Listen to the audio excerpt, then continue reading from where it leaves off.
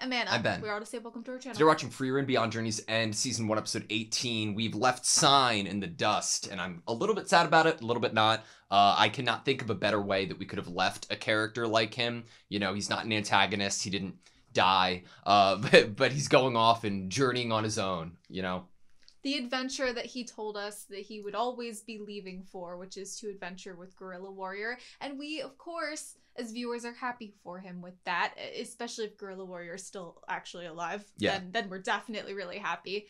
But because of our love for the show and how much we have loved Sign so far, we do hope that eventually in the storyline we either find out through stories from a random villager about Guerrilla Warrior and Sign's adventures and that they did in fact meet back up and we get to hear about it, or we bump into them. Or we see like a statue of them being constructed. I like the idea of a statue for them. Yeah. I like that idea. Now, just the three of us are moving forward to Auberst, the largest magical city in the Northern Lands. Yes. I don't know if we've been on that journey for quite a bit, so I don't know if there's going to be any more, side quests. Any hijinks, any side quests. Grimoires. Any grimoires. Okay, you ready? Yeah. Sweet. Cute. I'm still a little worried that we're going, ooh, first class mage exam. What a cute... Auberst? Hell yeah! Fern's a third class, right? At the moment?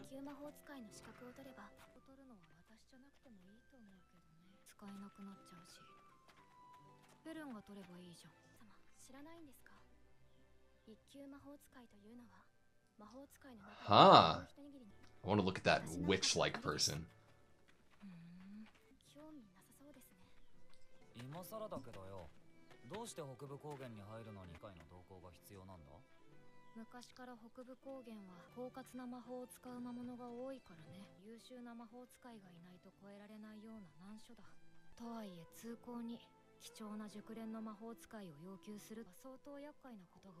Right, it's a past tense issue but must be happening now again. There's a combat test.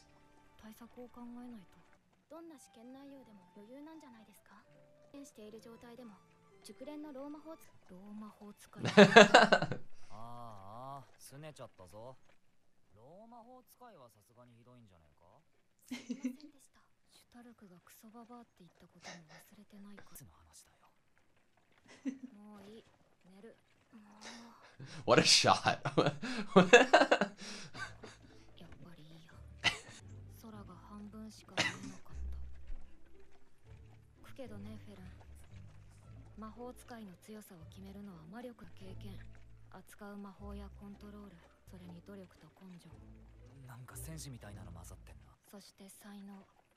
Talent. Wow. 11 times. 4 of them were demons. 4 were demons. Really? Do you think the one from the intro?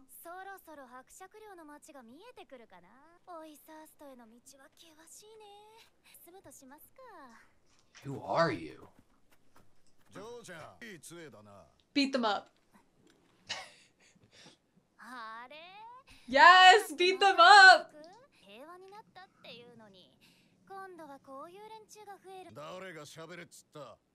Beat them up.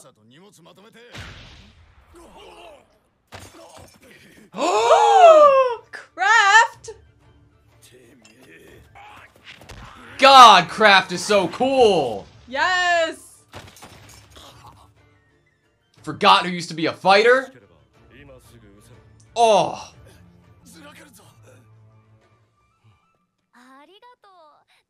I don't think she needed it. She did not need saving. Ooh, Belle.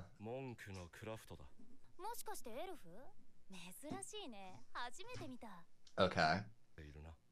Obviously.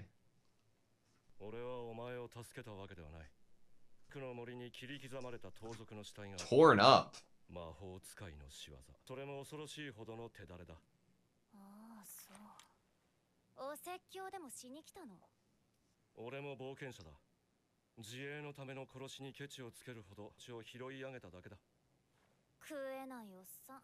つまんない。目的地はオイサースとか。うん。一級魔法使いの試験を受けにね。フリーレンもそんなことを言っていたな。次会った時の土産話が楽しみだ。となりますのでご注意くだ Okay. さい。それと、授業あります。フェルン、任せたから。フリーレン様、年に一度なんですよ。そしたら一級魔法使いとか。Imagine having to hire a first class mage while you already have Frieren. What if that's what we have to do? おやつ抜きになってしまいます。言っても私無資格だし。正常な証じゃ。だから何なんですかその骨董品。ちょっと君、見せてもらってもいいかな。He's in disbelief. 試験を受けられるおつ。無事参加できそうだ。Okay. Yeah! まさかまだこれを知っている人が We just needed a really old person. すごいものなはずなんだけどね。フリーレンは魔法使いギルドには入ってないんだな。体って頻繁に変わるからね。いちいちそんなのに入ってらんないよ。 Basically the Same same thing. lines. うちにはこれがあるから。 Wow. 正常の証。すごいでしょ。 Did they not even know what it was? 何このサビ。知 ってる？ What? そう。 Wow. 私が魔法使いである。確かに僕たちはその首飾りのことは知らない。君がすごい魔法使いであることを知でもすぐ死んじゃうじゃん。 Think she got it from like Flom? フリーレン様。私たちはフリーレン様がすごい魔法使いである Stop. ことを知 You're って gonna い make ま me すから。 cry. Too good. Aww. 魔法使いの総 Interesting. 級から9級を含め級は45人。 Hmm. 級試験は3年に一度で生徒2カ所で開催。合格者が出ない年も多い。当たり前のように死傷者も出ている。 Or die.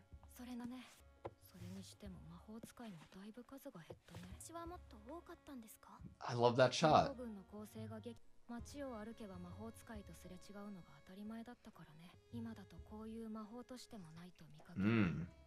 じゃあ2ヶ月 Back to it. みっちり修行しようか。 Nice. What an amazing cake. Wow. Are you nervous? I'm a little I'm a nervous. little. 一級魔法 I 使い love 選抜 exams though. You always meet such interesting characters. Like, Whoa. yes! Whoa. 魔王軍の残党と戦ってきた北部魔法 There's so many subtitles. ビアベル二級魔法使い血みどろの権力争いに These people are in the intro. How long's the exam? Right? Okay. Fern's like they know of Fern. They don't know Frieren. Okay. Oh Is Frieren shit. It's like Hisoka. Look at Frieren. なんか熟練のローマ法あれ誰？知らん。それでは They know of Fern, but they don't know of Frieren. That's so cool. I'm so excited. 総勢57名パーティーに分かれ試験を受け Do we get to pick teams? It doesn't sound like it. 組み分けを行う。腕輪か。数字が書かれて第2パーティーといったところか。魔力を込めることで仲間の腕輪の位置がわかる。でパーティーを識別するのか。 Who's it gonna し be? かし面白いことをするね。ならともかく。 She's the only one moving. くせ者揃いの魔法使いを集めた即席。 Took everybody else a little bit to figure it out. こういうのは第一印象が大事だし、波風立てないように。 I hope it's the older man. 腕輪の反応はここらへん。 Yes! もう喧嘩してる。 Perfect. This is perfect. I'm scared for Fern. No, I'm not. I trust よろ Fern. しくお願いします。 試験の具体的なルールを説明する。 This is like Hunter Hunter Naruto excitement right now. 小鳥が生息している。各パーティーにつき Okay. 1つを配布しておいた。第一次試験の合格条件は2つ。シュティレの入ったカゴを所持していること。その時点でパーティーメンバー全員が揃っていること。基本的に All members have to be present. 外側に出た者がいた場合は Disqualified?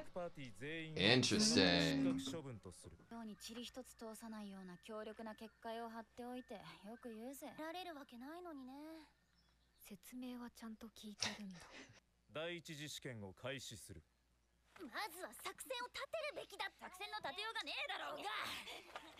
まだ喧嘩してる。とりあえず歩きながら自己紹介しない？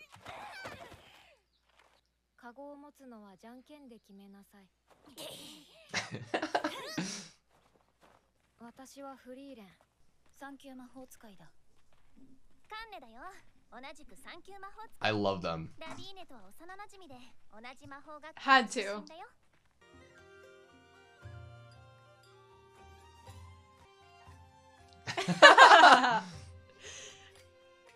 It's so endearing knowing they go so far back. 疲れた。少し休憩しようか。私はまだ動けるから先見てくるよ。まとまって動いた方が安全だって。てえな、それだと効率悪いだろうが。ラビーネは強いの？こいつよりはな。やんのかこら。私と比べたらあんたとは戦いたくねえ。なるほど。危なくなったら戻ってくること。The awareness of how strong Frieren is a good gauge. わかってるよ。なんだか先生みたい。リーダーに向いているんじゃない？カンネたちが喧嘩しているせいだよ。私たち昔からこんな感じなんだ。空に気をつけろってどういうこと？ Flying monster? そのままの意味だよ。魔力探知苦手？なんで？おい、早いね。シュティレ見つけたぜ。Okay. よくやったラビーネ。観察して。No. No. 観察しろって言ったのに逃げられるの？上出来だぜカンネ。へえ、やるじゃん。Okay. でもそろそろ伏せた方がいいかも。は？ Oh! ティレは極めて頑丈で高速度は音速を。What? She turned around and they didn't. That's so funny. マジかよ、もう見えねえぞ。捉えるにはよく観察する必要がある。一日はシュティレの観察に使うよ。アンネが水を操り、ラビーネがそれを凍らせた。Team. 息を合わせたような的確なタイミング、高度な連携だ。So being best friends 一日 does. でできるようなものじゃない。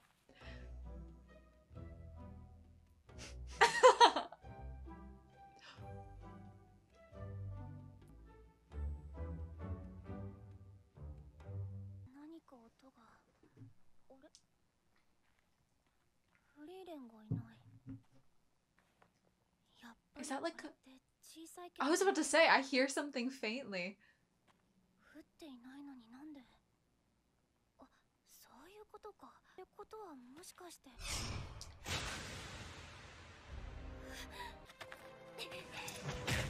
Oh shit!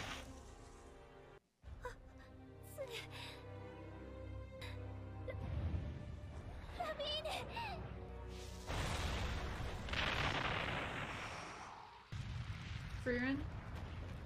It's like galactic donut. 空には気をつけろって言ったでしょ。落ち着いた？うん。ラビーネの名前を呼んでいた。ラビーネのこと嫌いでしょ？そうだね。私ってさ、意外と臆病で、いざって時に何もできなかったりする。初めての飛行魔法の実習の時もそうだった。先行った連中、あんな遠くに行っちまったぞ。だから死にはしねえよ。褒められて伸びるタイプなんだよ。冗談だろ。そんなんで飛べるってんならいくらでも優しくしてやるよ。私のいいところ言って。おいおい、マジで言ってんのかよ。本当は臆病なくせに頑張っているところ。え？お前のいいところだよ。もっと言って。隠れてたくさん努力しているところ。They see the best in each other. 見ていて気遣いができるところ。もっと。笑っている顔が可愛いとこ Aw. ろ。え、キモい。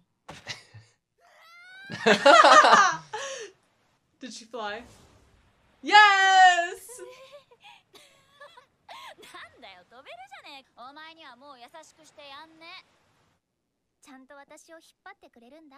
もう勢いに任せれば意外となんとかなるって気がついた。ところでフリーレン、私面白いことに気がついたんだけど。これって何かの役に立つかな。なるほど。もしかしたらシュティレを簡単に捉えられるかも。 How is it over already? Okay, that was Frieren Beyond Journey's End, Season 1, Episode 18. What is in store for us? Like, you said it during the actual episode of it giving you Hunter x Hunter or Naruto, and how could we not make that comparison of feelings when, like, you know, it's an exam, right?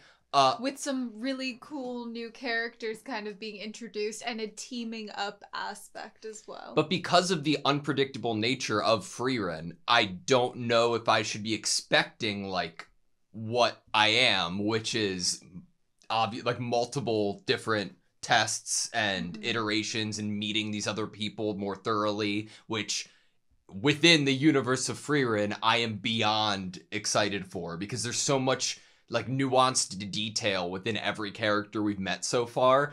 And usually when we meet a character, it's like, okay, one character at a time, we learn a mountain of like lore and interesting information about them. And now we've gotten like 6 of them. Yeah. Like, I have no idea. Not only 6 of them as individuals, but there is a dynamic of the group setting.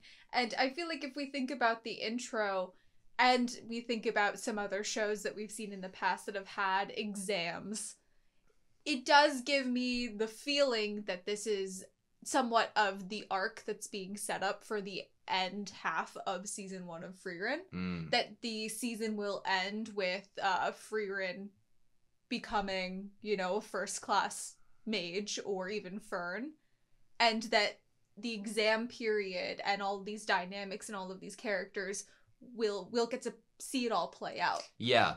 I was a little bit worried of the lack of Stark in the intro before this episode, because Yeah, I was me like, too, oh me no, too, is he not definitely. going to be with us in the party? Is something going to happen to him? Is he going to be derailed for some reason? But obviously with the context of this exam, it makes a lot more sense that he's not going to be involved within this arc. Yeah. That makes me feel a lot better, because I was going a little bit doomsday in my head. I was like, does Stark die? Yeah. Like, I was pretty... When we first saw the intro, was it first given to us last episode? So kind of on a sign parting ways, we're switching into a new kind of journey and idea, being this exam time period. I did go into it with like doomsday brain about not seeing Stark at all, and that it was very much overlapping of Fern and Frieren kind of together with all of these other people. And I was like, yes, I know Fern and Frieren are like, were the original core before Stark joined. But Stark joined pretty quickly at the beginning of this series, so... Yeah. Man, I, like, episode 11, I think, is when we really heard about, like, what this was going to be. That's when we learned that Fern was already a third-class mage, and, like, the Holy Emblem was brought up and everything. And I didn't know, because of the nature of the last few episodes, or last bunch of episodes, if we were even going to get to Allburst, like, and experience it within this season. I thought that maybe we'd end getting there, but I am so, like, I've never seen an exam with the main protagonist be the most overpowered, like, experienced character within the exam. Right, that is super exciting. I will say that in terms of information drop, you brought up the episode that we first heard about, you know, Allburst, and we first heard what Fern kind of was as a third-class mage. But now we learn in this episode, she's only that because that was the soonest exam she could take. Yeah. It doesn't mean that is her actual skill level. It was just like the quickest exam she could get to. Yeah, which we talked about then. I mean, there at that point there was 2 possibilities. One, that's what she was given, or 2, that's the only place that that would have allowed it, which we talked heavily about since Auburst is one of the closest cities we could even get to that offered this type of certification. But I don't, what it's giving me is like, I have no good guess at power scaling anybody based off a classification of what rank they are. Right, And I that's agree. so exciting. That's like, you get fucking, we're gonna get into it, I'm sure, but Ubel, who's a second class and killed a first class proctor. Like, obviously that's like, holy shit. But it all, you know what it also gives me is like, okay, the nature of this exam so far is something very seemingly out of Ubel's like control of being given a class. Like, the entire nature of this exam so far, it isn't individual. We've been given groups of 3, and which you can't have someone on your party die. Yeah, and it's the nature of that, like, obviously lends itself to, you have to be able to cooperate with each other and be a good team member, right? And that's important to the organization at hand, but that's not necessarily important to each mage, or, you know, not all mages would think that that needs to be important. Right. I mean, someone's not necessarily taking this first class certification because they want to be the mage in a party that helps people travel in the Northern Lands. Yeah. But I do think that it is at least helpful in the organization's mind that they do kind of, if they're putting out first class mages that adventurers will want to kind of hire, that they at least test them a little bit on their cooperating skills. And not only their cooperating skills, but will they protect the people in their party and like the lives on the line? You know what? I don't even know if protecting is all that it is, because I would love to know what your interpretation of the groupings are. Like, how they were determined which trios were each. Because in terms of being a mage, going out into the Northern Lands with what we don't even know the dangers out there at this current time period, but you would have to not only trust a mage to protect you, but I feel like you'd have to follow their guidance and like their direction in terms of what's best at the moment. Mana detection. Yes. Mana detection. And in the example of Frieren in this episode, who she's grouped up with, Lavine and Kane, like, both of them are receptive to Frieren and being like, oh yeah, you kind of give me a vibe of a teacher, and they're listening to a little bit to some of what Frieren's saying. And I feel like that might potentially be like a key factor here. I wonder if the trios were grouped up with like there being a more skilled, like, mana giving individual within each group.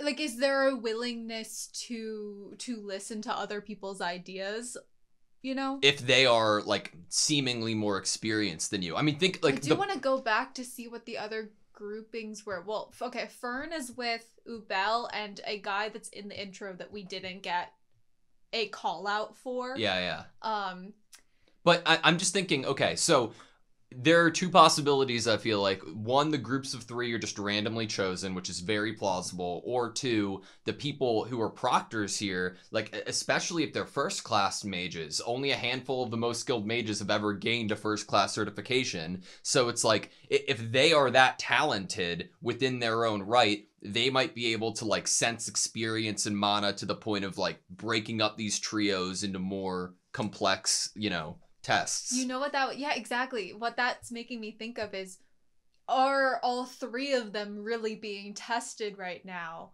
Or did they already pick out whoever they thought would be the ones to pay attention to the most that could maybe get that first class certification, and they're the ones truly being tested here? Interesting.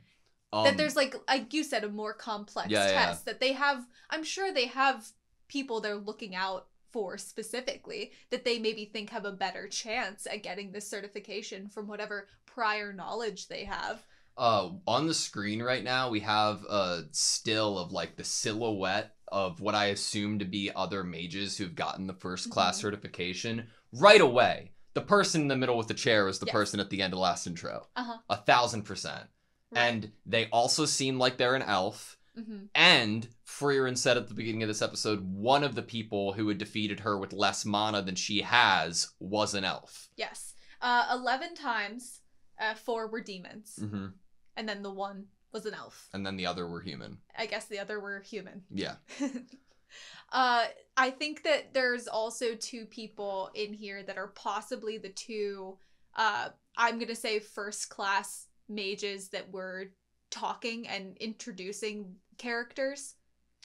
Like the 2 that were up against the wall kind of talking about everyone. I think that they are in this shot. Okay, so I get what you're saying. At like my first like time seeing them, like, oh, were they also going for the certificate or whatever? But now pulling the silhouetted picture up, the clothing that they're wearing is identical to the ones that are in the silhouetted picture. And you barely see a highlight of their hair. Like, their hair is somewhat highlighted, even though it's such a dark shot, but the hair fits. Which, like, okay, I see where the girl is. Where this is the guy. Okay. On the right.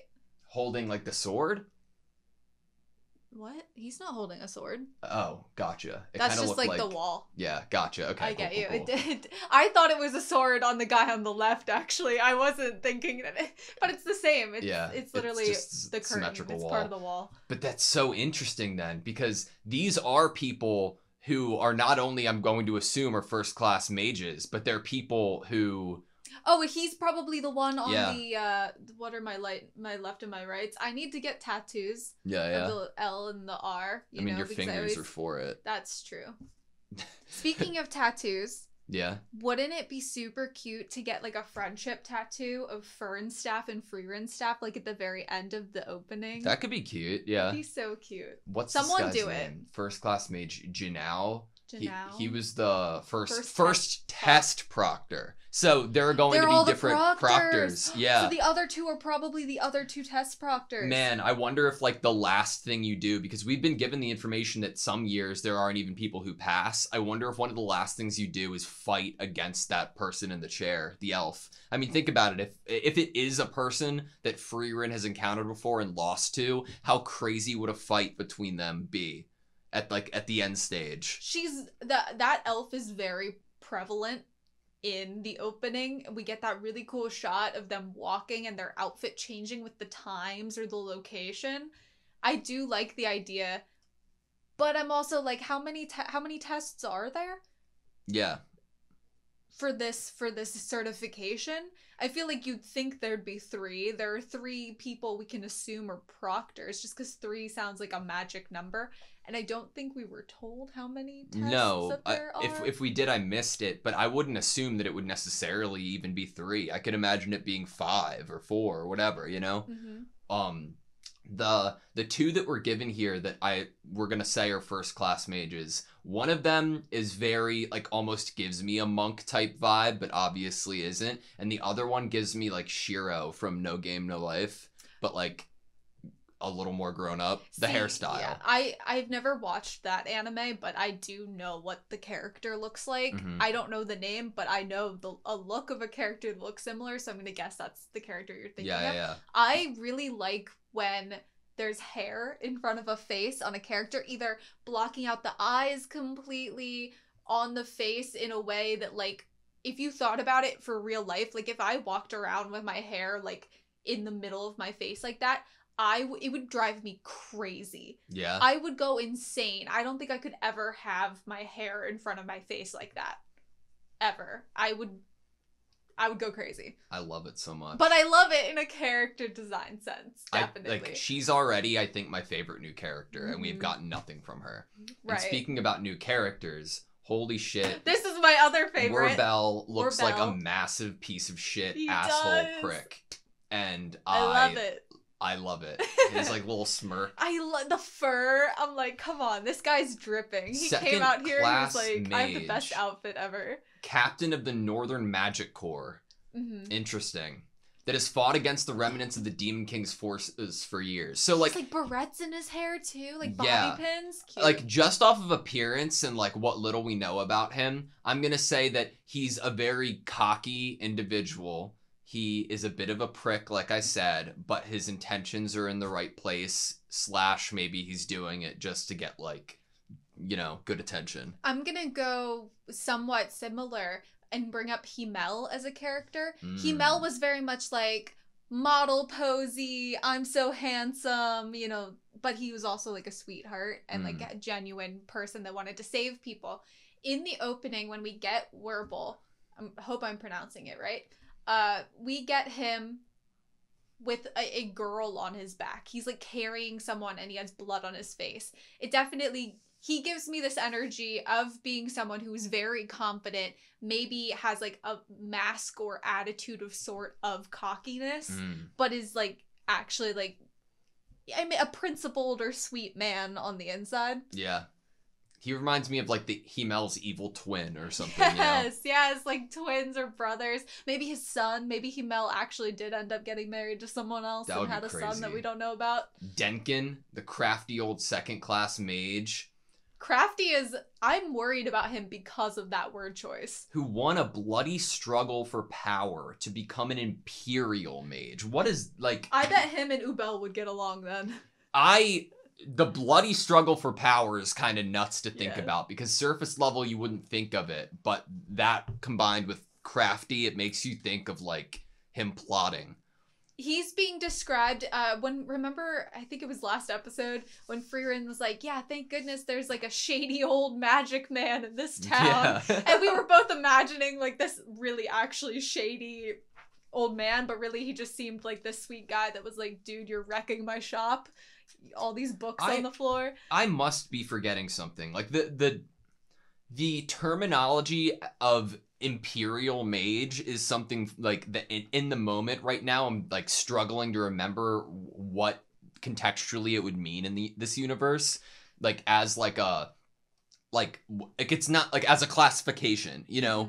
Like I think my issue here is because there are other shows that we've watched who have this centered around mages, and I've heard a term either similar or that term probably in those shows, that now those lines are getting blurred slightly.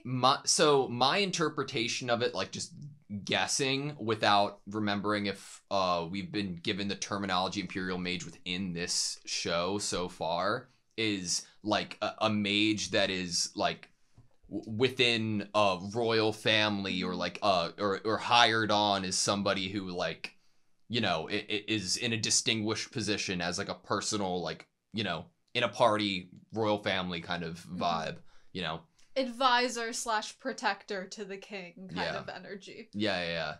And then I love that Fern is talked about. It shocked me. I literally got so shocked that Fern was recognized. The youngest mage to ever receive a 3rd class certification with top marks. I mean, imagine what they would have been saying if the 3rd class certification wasn't the only one that was like happening earliest. Where is Fern actually in terms of talent? But where is anybody in terms of talent? Because right after Fern, we get Ubel again, which I am so happy Craft the Monk came back into this story, bro. I love Craft the Monk so much. He was saving innocent lives. And, like, the eyes of a killer.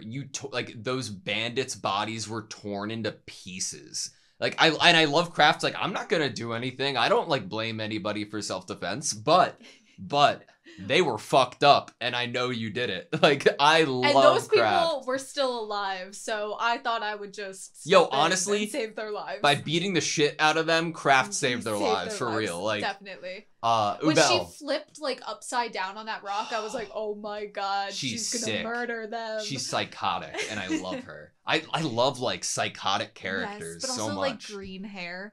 Green's my favorite color. I like the eye shape when they have, like, the eyes the way that her eyes are. Her eyes are very interesting in terms of shape. Yeah. The shade of green's very interesting as well. Ubel, the 3rd class mage who failed the 2nd class exam 2 years ago when she killed the 1st class mage who proctored it. Okay, I think I even said earlier in this discussion that she was 2nd class and that she killed the 1st class, and I was wrong. She's 3rd class, killed the 1st class while taking the 2nd class certification. But she basically got disqualified. It's not that she wasn't talented enough to have actually become a 2nd But class. you know why it's fucking awesome? It's the same reason why another show with this kind of exam or whatever is awesome, is that you killed a proctor, but you're able to take the exam again. I love that shit. So cool. And like she like looks at the camera. She's like breaking the fourth wall. They're probably looking at the other two proctors because she can sense they're talking about her or looking at her, but it is like breaking the fourth wall. And I love that like they don't know Frieren, but they notice her mana as not just like, oh, this is a lot, but it's radiating the mana of an experienced old mage. That's like, that is what kind of gave me the idea of wondering if they broke up into groups and it wasn't just RNG, because they are able to see more into a person's disposition and potential by like examining their mana, not just like, oh, it's big, you know. I wonder if some groups were set up for success and others were set up like, oh, these people are actually strong and have a chance, is it that we put them together, or is it that we kept them separate and put them with weaker people? I'm thinking when we're seeing all the setups, every single team that had someone that we've been introduced to, the characters that are with them, even if we weren't introduced to them, are in the opening. Yeah. So those are my people that I'm actually thinking are going to be anything. You know the receptionist girl? She's cute, yeah. She's so cute. She's so cute. Like the character designs for like just a random receptionist. I know. I'm like, I hope I see her again. I hope I see her again too. I think she's very cute. And okay, so this random old dude who recognizes what the holy emblem is and like vouches for Frieren within this case, I'm like, oh, that's fucking cool. The revelation that Himmel and like the past That squad they didn't even know. I was like, holy shit, when like we get Frieren saying like this is something that is supposed to be like a call out. That's something that's supposed to be special, that when you see somebody with it, it's supposed to like give importance. Mm-hmm. I need to see when she got it. I need to see who gave it to her. Agreed. I think I want to ask you really quick. The old man, do you think he's one of the first class and maybe a proctor? I think it potentially. Looks like he has blue, and I can't remember if he was in that scene where we see all of them and we were kind of guessing who they were. I think there's a chance. I think he might have been in the shot. Are we trying to pull it up again? I'm gonna try. Yes. All the way to the white cloak. Back left. He's in there too. Okay, Wow. so I can't wait to meet the guy with the fucking witch hat. Fucking witch hat. Yeah. I am excited. Okay, I mean, so we've met what? 1, 1, 2, 2, 3, 4. 4. Well, I think that 4 is probably the one. I think that's the 3. Yeah.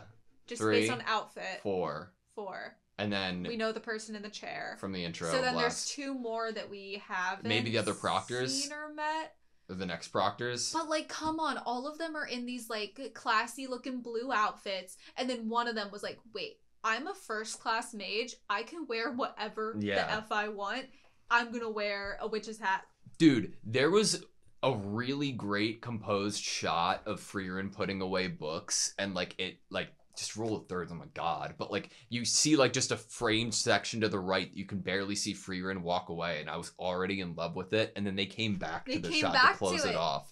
The continuity was nice. Same with like dialogue continuity from like the beginning of the episode, commenting on Frieren being an old mage or old hag, and then once the proctors, or who we're assuming might be the proctors, are looking out, they call Frieren, saying she has like the mana of like an old mage. Yeah.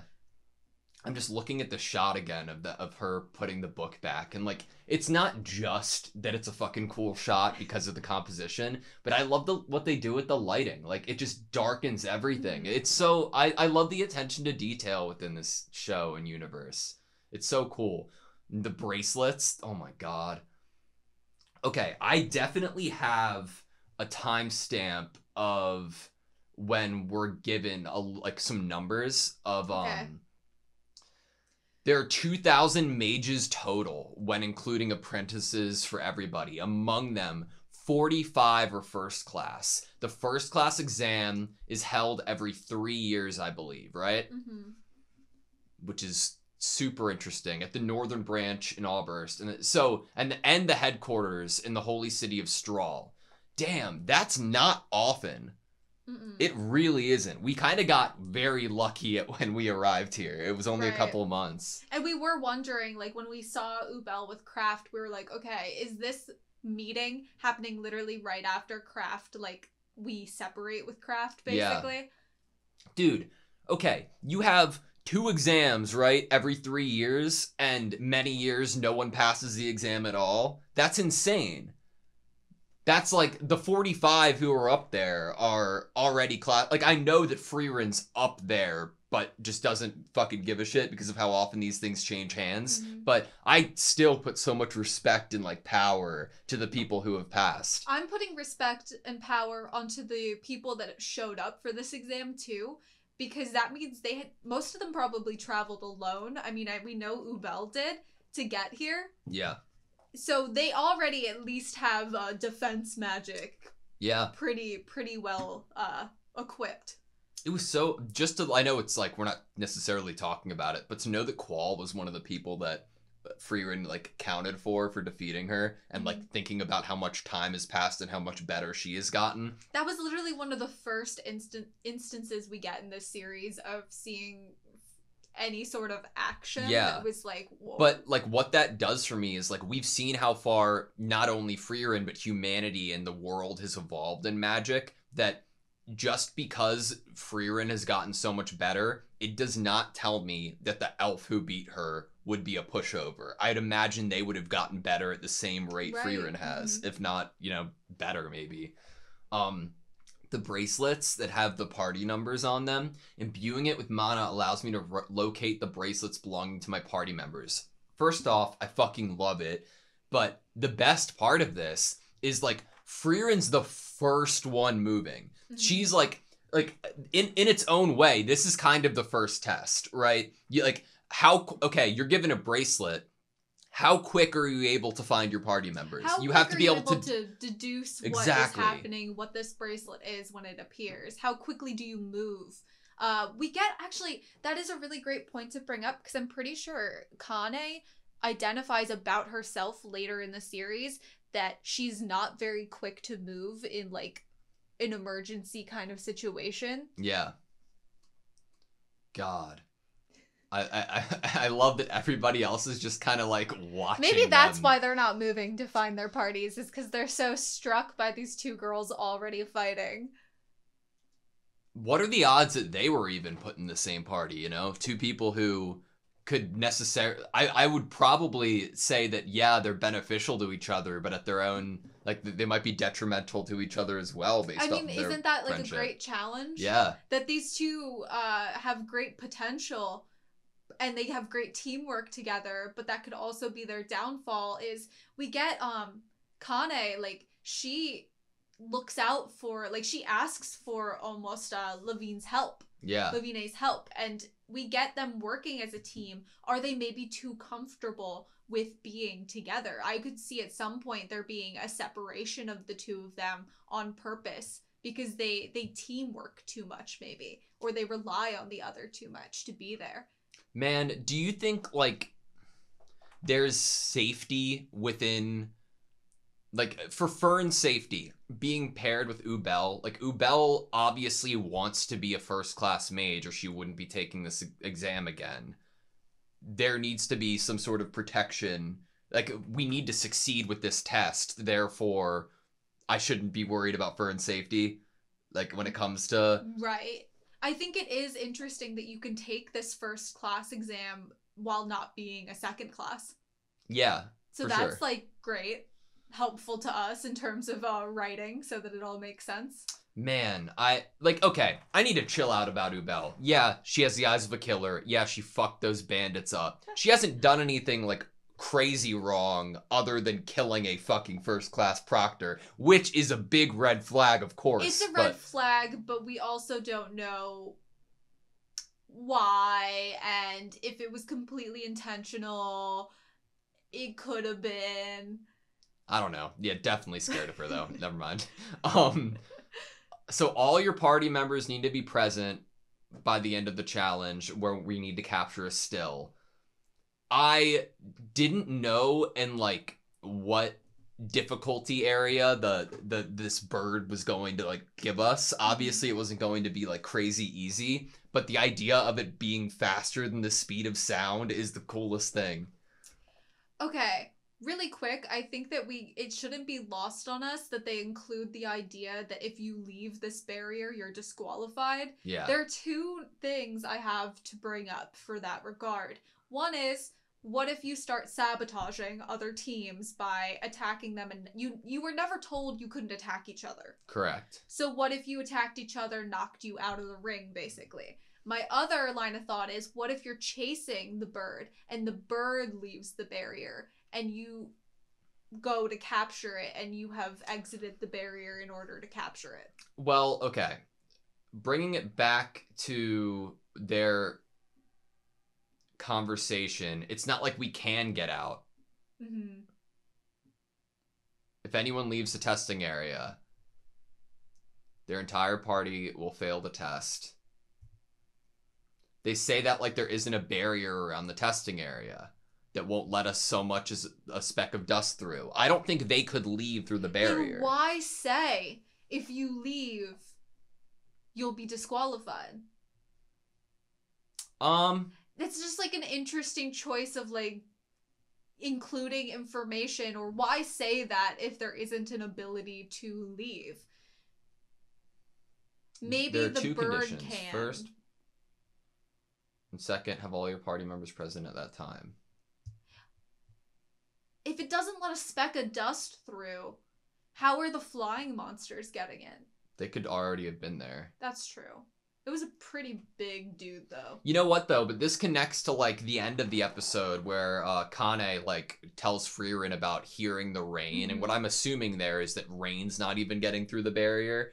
But, like, within thinking of how that could help us, I wonder, like, where does your mind go? My mind goes with, like, opening a hole of sorts and letting the rain in or something. Maybe it's, like, if the still is looking for a way out of the barrier and you manage to open a hole within the barrier, but you don't leave it, you're like setting an exit up for a still to fly into at the speed of sound, but you could like put a net on the other end or something. So it like it runs out through there. I think that what we've opened out. here is the possibility with both the ending language and what Kane brings to the table, as well as us being told you'll be disqualified if you leave. We're setting up some sort of like loophole possibility here. Yeah. Like, do we do something in order to complete this test that then is contested? Yeah. That then is a discussion amongst the proctors of like, will we let this slide, or did this show ingenuity and like ability to follow rules but still break some? Like, not... think outside of the box type thing. Which I think that Lavina and Kane, their first attempt at trying to catch the bird was pretty amazing. I liked them working together. It was really satisfying. But then they got splashed. Like they were at... Frieren like just turned around. And the other two were just like still being like, oh my god, so shocked that they got splashed. One of them, Kane, kind of like reminds me of Gon in like color palette and outfit. So is this supposed to be Killua and Gon? Maybe a little bit. I don't know. I love it though. I am super... Well, where did Frieren go? Frieren gets up and leaves, and obviously, yes, she saves Kane, but what was she doing? Good question. She's still, like, all dressed ready, has her staff. Was she patrolling? Like, keeping, like, out a lookout for the monsters in the sky? So I want to bring back up what you were talking about in terms of fighting each other, like each other's, like, other parties. I think inherently, why the fuck would you do it, right? You wouldn't do it just because, but like it's not like only two teams can pass this test, you know? But if one team does have a captured still and you're like, holy shit, let's just kill them or beat them so we steal theirs, you know? The rule isn't you have to capture it, it's to show up with it with your whole party. With your whole party. Another idea is what if you have insider knowledge of what one of the other tests later is, and you want to try to knock out the better or stronger looking teams here so that you don't then have to fight them later. Yeah. You know, after seeing that, like, the elf girl at the end of the intro, at the end of the first intro, I'm like, oh, evil. But within this, oh, man, It's okay. the eye shape. You know what, though? It's totally the eye shape and the way that they're sitting on the throne. Okay, what's the reason that Frieren doesn't give a shit about classifications? We've been told, but, like, just to reiterate. You know, like, why is... they change so often. The organizations change so often. And why is she able to recognize that? Because... she's old. Why would another elf be involved in it then? Why would another elf be involved in it? I mean, there could be more to Frieren's disdain than just what she said about it changing all the time. Yeah, or there could be, like, ulterior motives of being, like, within the classification system or being within this organization. Maybe you get more benefits from it. Maybe you have more power or control over, like, the rest of the mages in the world. I guess there is almost some sort of control that you'd have.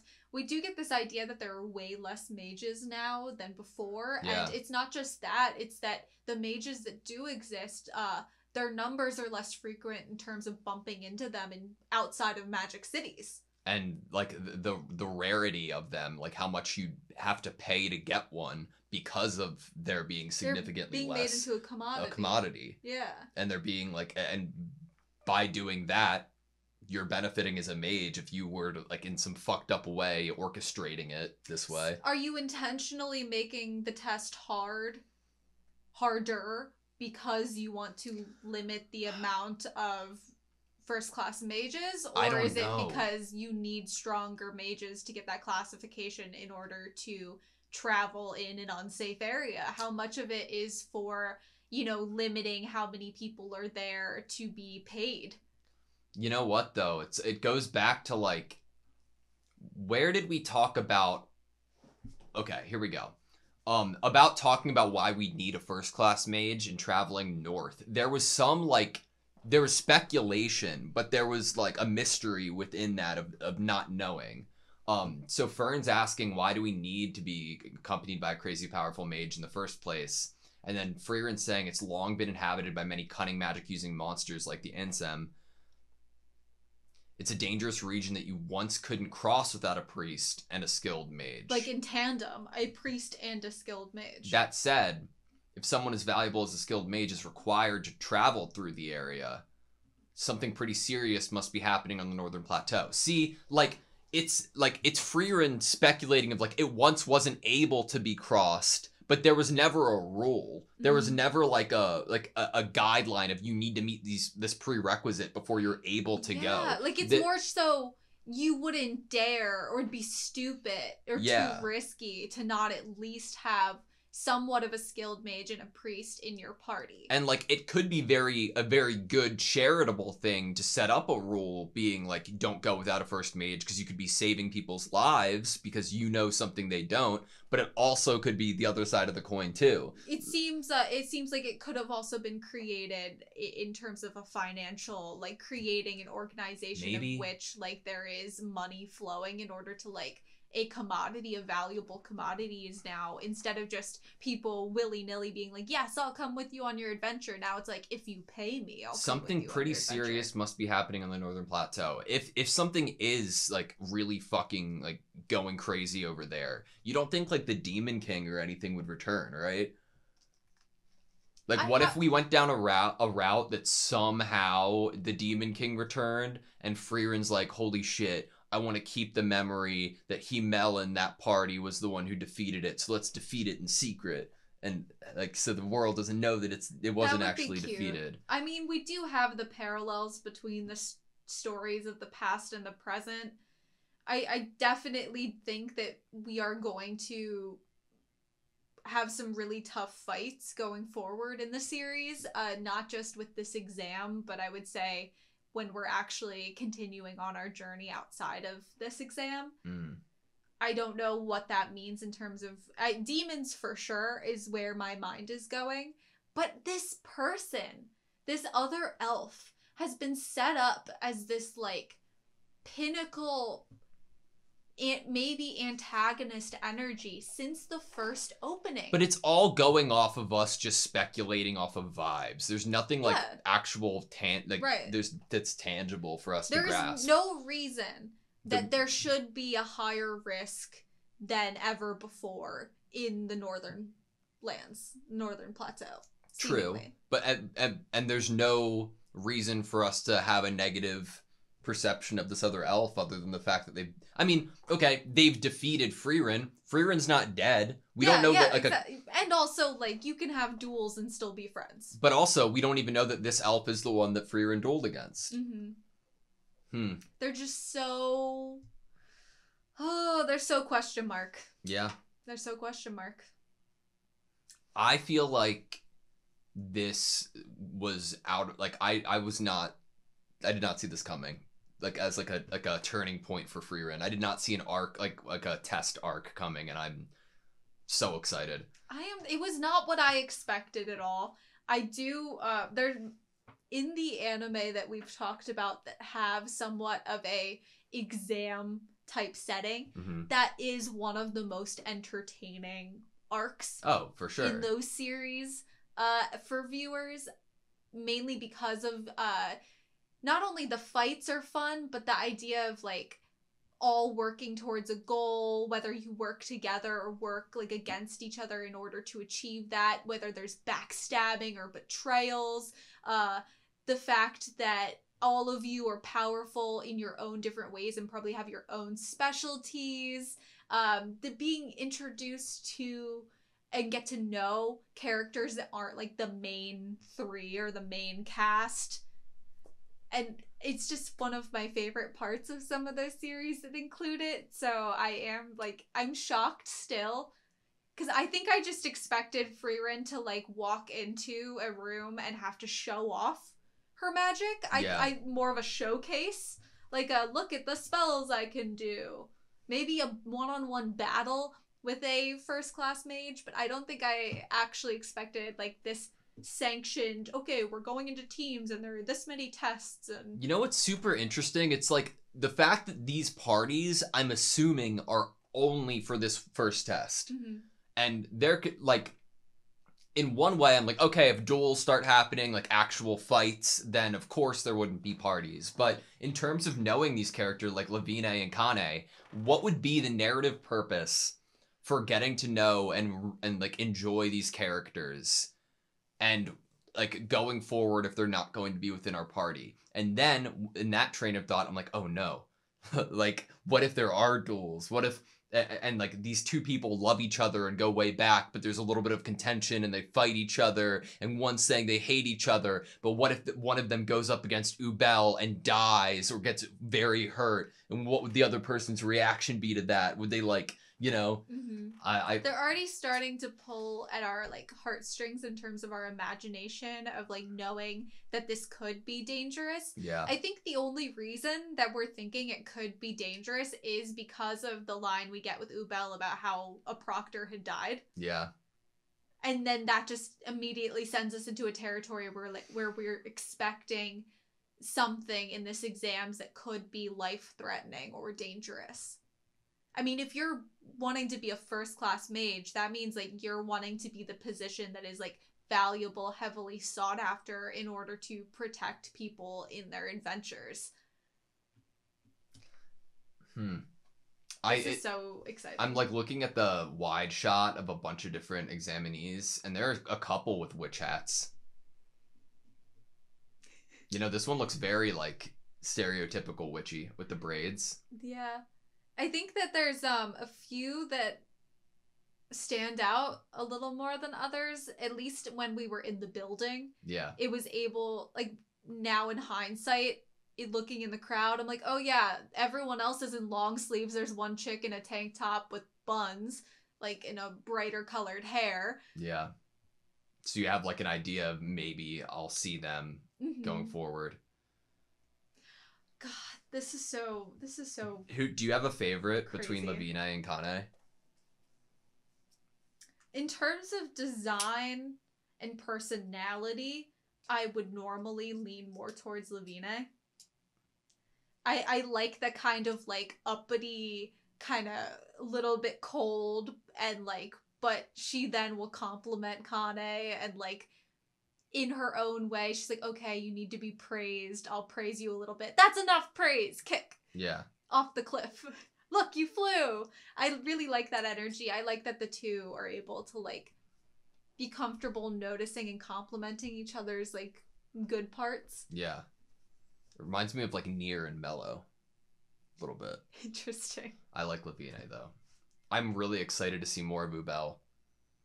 I think that like It's scary though. But I wonder what like her morality or decision making would look like with Fern in the room, because Fern is very like, as a character, she's like, no, we're gonna do this. We're gonna help these people. We're gonna, Mm-hmm. And I mean, Fern was raised by a priest. She likes to uphold, the kind of tenets of the goddess in a way. She likes to live in a certain way that I feel like would not necessarily match up, which is probably why we got Kraft meeting Ubel, other than to like be like, oh yeah, Frieren was going to the same thing. Yeah. Because if you remember, like Kraft made Fern like a little like statue thing of the goddess, or a little pendant or something, and Fern was like really happy about it. What a great narrative choice to have Kraft be like the bridge. But especially after Sign has left the party, we then see where Kraft is. It's getting like beautiful the writing. statue of what Kraft was before being a priest, and seeing him like take action into his own hands. What's the difference between a monk and a priest, really? Yeah. What is the actual difference? Like in universe? Yeah. Because it seems like they both... monks in... I'm trying to think of like in like a Baldur's Gate or like D&D sense. A monk is more like martial arts. Does it also have like healing spells? I think so. I'm trying to figure it out. Pulling on all the D&D knowledge that you have. Pulling on all the limited knowledge that I have. All right, that's all I have, you. Yeah. Thank you guys so much for watching this video. Please like, comment, and subscribe, and we hope to see you next time.